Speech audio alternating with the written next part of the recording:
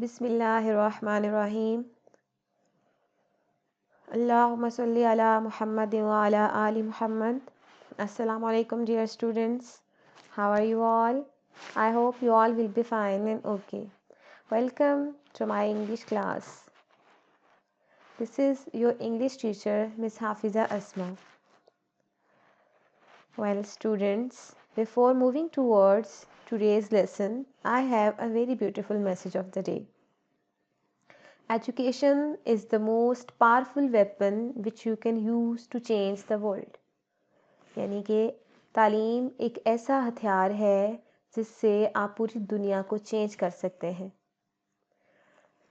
Well, today's objectives are, by the end of the lesson, students will be able to recognize helping verbs and main verbs in the sentences, identify helping verbs as being verbs, and use the helping verbs correctly.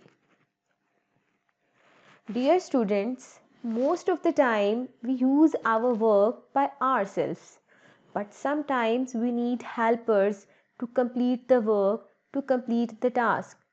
Same is the case with verbs. Sometimes a verb can express an action or a state all by itself. But now and then verbs need helpers that help them express an action or a state. Verbs अपना बहुत सारा काम खुद कर लेते हैं, but sometimes उनको helpers की ज़रूरत पड़ती है कि वो बता सकें, उनका टास्क जो है वो उसको कंप्लीट कर सकें. So the helpers are called helping verbs. Helping verbs help the main verb to express its action or state. Helping verbs main verbs की help करते हैं ये बताने में कि ये काम कब हुआ, किस ज़माने में हुआ, प्रेजेंट में हुआ, पास्ट में हुआ या फिर फ्यूचर में हुआ. किस तरह से helping verbs बताते हैं, कुछ एग्जाम्पल से देखते हैं हम. Hina is driving a car. In this sentence, driving is taking the help of is, that is helping verb. I am taking breakfast. In this sentence, taking is taking the help of am, which is helping verb. And in the third sentence, they are waiting for the school bus. In this sentence, waiting is taking the help of are. In the next example, she was sleeping when the bell rang. In this sentence, sleeping, that is main verb, is taking the help of was. Was is helping verb. In the next example, we were listening story last night. In this sentence, were is taking the help of, listening is taking the help of were, that is helping verb. Each of the ing verbs in the above examples has taken the help of another verb. कि जितने भी ing verbs ऊपर examples में हमने देखे हैं उन्होंने किसी और वर्ब की हेल्प ली है. किनकी हेल्प ली है? is, am, are. is, am, are called helping verbs. is, am, are को प्रेजेंट हेल्पिंग वर्ब्स भी कहते हैं. ये बताते हैं कि एक्शन जो है ये प्रेजेंट में हुआ है, ये अभी हुआ है, हाल ही में हुआ है. और हमने पढ़े was and were. Was and were are also helping verbs. Was and were को पास्ट हेल्पिंग वर्ब्स कहते हैं. वॉज एंड वर बताते हैं कि जो एक्शन था, जो काम था, वो माजी में हुआ, वो पास्ट में हुआ, वो कल हुआ या कल से पहले हुआ. Let's move towards. You should also note that when a helping verb is used with another verb, the two verbs are treated as one unit. जब भी helping verb किसी और verb के साथ यूज होते हैं तो वो एक सिंगल यूनिट बनाते हैं, वन यूनिट बनाते हैं, जिनको verb phrase भी कहते हैं. देखें ज़रा. is driving is making one unit. I am taking is making one unit. Are waiting making one unit. Was sleeping is making one unit. And were listening is making one unit. इनको one unit भी कहते हैं और verb phrase भी कहते हैं। तो dear students, helping verbs are not the main verbs.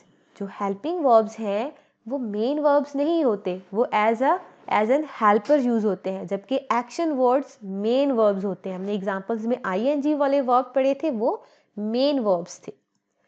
देखिए, हेल्पिंग वर्ब्स और मेन वर्ब्स को हम डिफ्रेंशिएट करते हैं, कौन से हेल्पिंग वर्ब्स थे और कौन से मेन वर्ब्स हैं। इज हेल्पिंग वर्ब है and watching is main verb.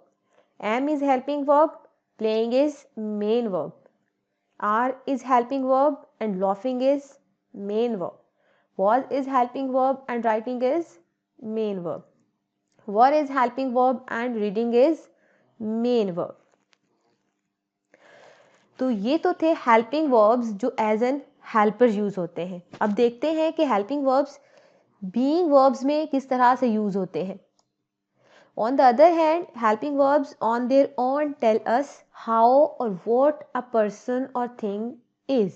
कि helping verbs ना सिर्फ हेल्प करते हैं मेन वर्ब की, बल्कि ये एज अ बीइंग वर्ब भी यूज होते हैं। ये बताते हैं कि how and what a person और थिंग इज, कि पर्सन या थिंग जो चीज़ है वो कैसी है और क्या है।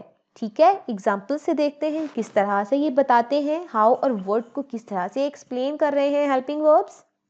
इन our first example, Sana is a beautiful girl. In this sentence ये इज हेल्पिंग वर्ब बता रहा है कि सना खूबसूरत लड़की है। Sana is beautiful girl. अगली एग्जाम्पल में देखें, रहमान इज इल। रहमान बीमार है। अगर इस की जगह पे वॉज यूज होता यहाँ पे तो हमारे सेंटेंस का मीनिंग चेंज हो जाता। तो हेल्पिंग वर्ब हमें ये बताते कि रहमान बीमार था, यानी कि वो कल बीमार था या कल से पहले बीमार था। नेक्स्ट एग्जाम्पल में देखें, वी आर हैप्पी। यहाँ पे आर हेल्पिंग वर्ब बता रहा है कि हम खुश हैं। अगर यहाँ पे आर की जगह पे वर यूज होता तो इसका मतलब होता कि हम खुश थे। मैंने आपको बताया था is am are present helping verb होते हैं, वो बताते हैं कि मौजूदा ज़माने में काम हो रहा है। इस तरह से जब वो बीइंग वर्ब यूज़ होंगे तो बताएंगे कि काम या एक्शन या थिंग या पर्सन जो है वो मौजूदा ज़माने में कैसा है या क्या है।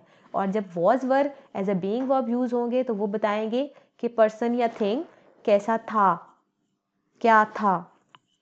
तो ये तो थे helping verb as an helper और helping verb as a being verb. हमने आज पढ़ा हेल्पिंग वर्ब्स एज हेल्पर्स, कि वो हेल्प करते हैं मेन वर्ब की to complete the task.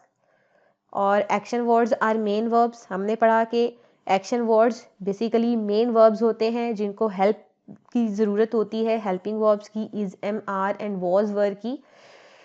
Next हमने पढ़ा कि helping verbs on their own, यानी कि helping verb as a being verbs भी यूज़ होते हैं, वो बताते हैं कि पर्सन या थिंग क्या और कैसा है। तो ये तो था आज का हमारा हेल्पिंग वर्ब। आई होप कि आपको बड़े अच्छे से समझ आ गई होगी कि हेल्पिंग वर्ब्स को हमने टू कैटेगरी में उसको हमने डिवाइड किया है, एज एन हेल्पर और एज अ बीइंग वर्ब। अब मूव करते हैं टूवर्ड्स एक्टिविटी। ये आपकी होम असाइनमेंट है। क्वेश्चन है पिक आउट वर्ब यूनिट्स। आपने वर्ब यूनिट्स पिक आउट करने हैं from the following sentences. One has been done for you, एक आपके लिए कर दिया गया है। आपने सेंटेंस को रीड करना है और उसमें से वर्ब यूनिट्स को आपने, या फिर आप उसको अंडरलाइन करेंगे या फिर आप उसको सर्कल भी कर सकते हैं। Vanya and Visha are taking their pet dog to the vet. Are taking is making one unit and this is called verb units. Next example, Umaima is hungry. Third one is Sarim is doing his homework. And fourth one is I am wearing a pair of pink shoes. So this was our today's lesson. I hope you have enjoyed a lot. Thank you so much and take care of yourself. Take care of yourself and your surroundings.